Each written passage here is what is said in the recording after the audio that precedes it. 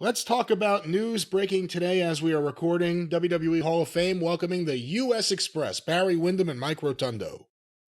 Well, and let me be the first one to congratulate them, the U.S. Express, because if it wasn't for the folks like the U.S. Express and the Rock and Roll Express keeping the expresses going, the Midnight Express would have been the only. No, I'm kidding. No, Barry Windham and Mike Rotunda actually get overlooked because they didn't have as long a run as some of the other teams. But when we talk about if the Midnight had gone to the WWF in the 80s, what would the matter with the Bulldogs or the Hart Foundation or whatever? Oh my God, Wyndham and Rotunda would have been perfect, and you and I never won either. Never won either. In English this time, rewinding it, neither one of us ever mentioned them. Why is that? Is it just because of the short run? We're not thinking about it? Short run ended as the Express was taking off. I mean, WrestleMania 1. Well, I shouldn't say that. WrestleMania 1's March of 85. They lose the belts to the Sheik and Volkov. They win them back. A few months later, then Barry Windham quits. No, but they lose him back before he quits.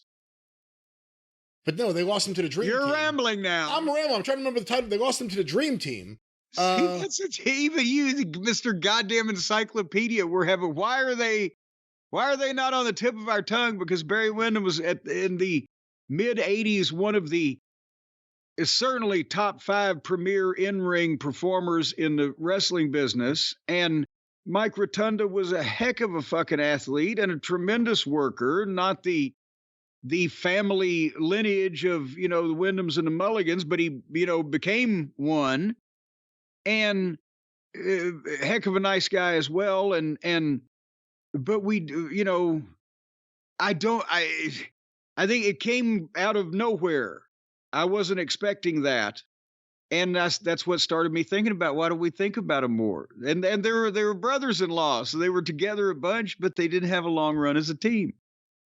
Well, the other thing, too, is, sadly, there isn't a ton of footage. Like the tag title change where they win the title, I don't even know if that whole match is out there where they beat Adonis and Murdoch. So they have matches with Adonis and Murdoch, and those really aren't out there.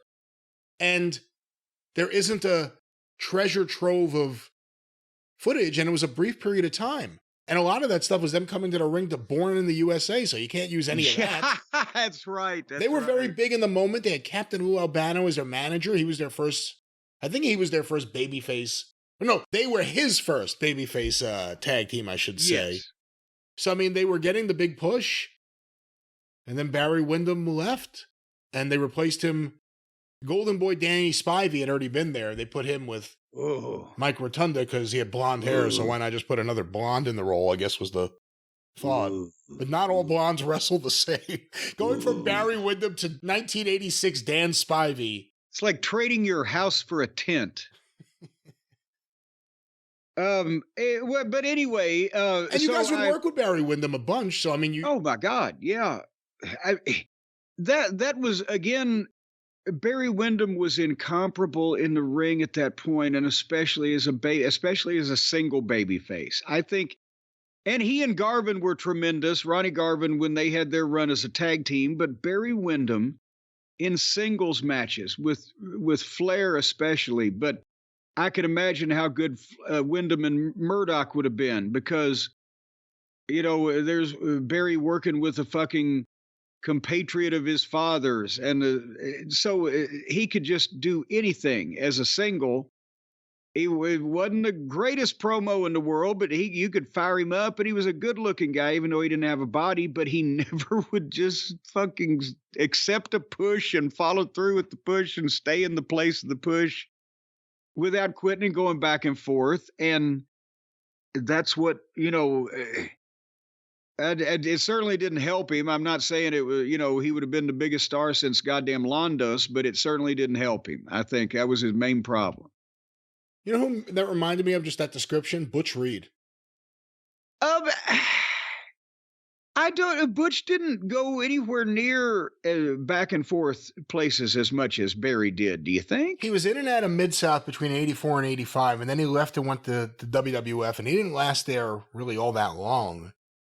And then he was gone from there. He showed up in the NWA, and then he was just gone after Watts came back, of all things, too. Him and Butch Reed, I guess, still didn't get along. And that was the end of Butch Reed. Yeah, but still, Barry. Just an elite mid-'80s worker who should have done more, I guess. Yes, I'll acquiesce to that. But the point that I was making is germane, that it wasn't like Barry should have been leaving all the time. I'm not saying he was never justified, but it wasn't like he should have been leaving all the time, because he's like, well, this guy wants you to be his world tag team champion. Oh, well, this guy wants to push you as his fucking main event babyface. You leave there. Oh, this guy wants to fucking push you as a goddamn another main event baby. Oh, this guy wants to.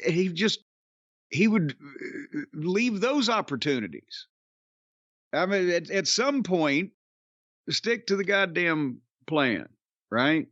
Well, congratulations, U.S. Express. Yes, but I'm not applauding either one of those guys, because I liked and enjoyed working with and alongside and watching both of them. Do they call him for this Rotundo or Rotunda? He was Rotundo, and then when he left, I think Vince claimed ownership of the name, and he became Mike Rotunda, his real name. Yes. In answer to your question, yeah. Hopefully they will. Well, because that's why Windham Rotunda's name is Windham Rotunda, because he's part Windham and part Rotunda. So hopefully they'll stick with the Rotunda motif.